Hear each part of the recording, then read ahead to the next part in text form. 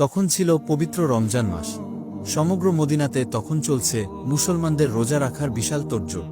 আল্লাহর মনোনীত বিধান অনুসারে আজ হজরত আলী রাদিয়াল্লাহু আনহু, হজরত ফাতেমা রাদিয়াল্লাহু আনহু এবং হজরত হাসান ও হোসাইন রাদিয়াল্লাহু আনহু রোজা রেখেছেন।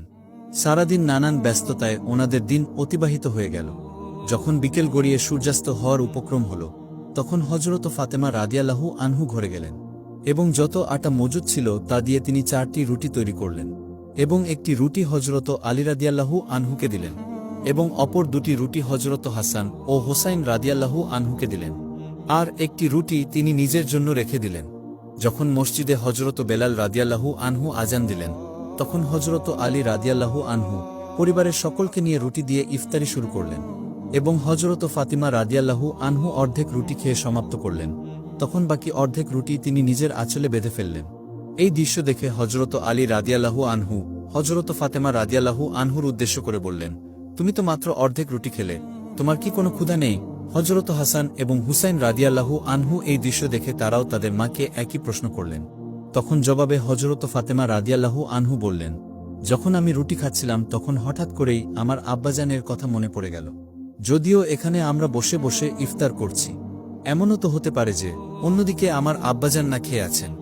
আমি আমার আব্বাজানকে ক্ষুধার্ত অবস্থায় রেখে কিভাবে পেট ভরে খেতে পারি?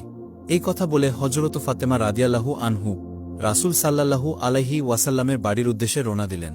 যখন তিনি রাসূল সাল্লাল্লাহু আলাইহি ওয়াসাল্লামের বাড়ি পৌঁছালেন, তখন তিনি দেখলেন রাসূল সাল্লাল্লাহু আলাইহি ওয়াসাল্লাম মাগরিবের নামাজ পড়তে মসজিদে চলে গিয়েছেন। তিনি তখন তার আব্বাজানের অপেক্ষায় ঘরের দরজার সামনে দাঁড়িয়ে দাঁড়িয়ে অপেক্ষা করতে লাগলেন। যখন নামাজ শেষে নবী সাল্লাল্লাহু আলাইহি ওয়াসাল্লাম নিজের ঘরে ফিরে এলেন, তখন তিনি দেখতে পেলেন যে তার আদরের কন্যা হজরত ফাতিমা রাদিয়াল্লাহু আনহু দরজার সামনে দাঁড়িয়ে আছে।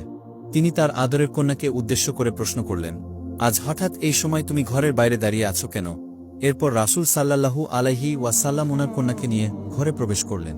তখন হজরত ফাতিমা রাদিয়াল্লাহু আনহু রাসূল সাল্লাল্লাহু আলাইহি ওয়াসাল্লামকে উদ্দেশ্য করে বললেন, আজকে যখন আমি ইফতার করছিলাম তখন আপনার কথা আমার প্রচণ্ড মনে পড়ছিল, তাই আমি আমার খাবারের অর্ধেক আপনার জন্য নিয়ে এসেছি।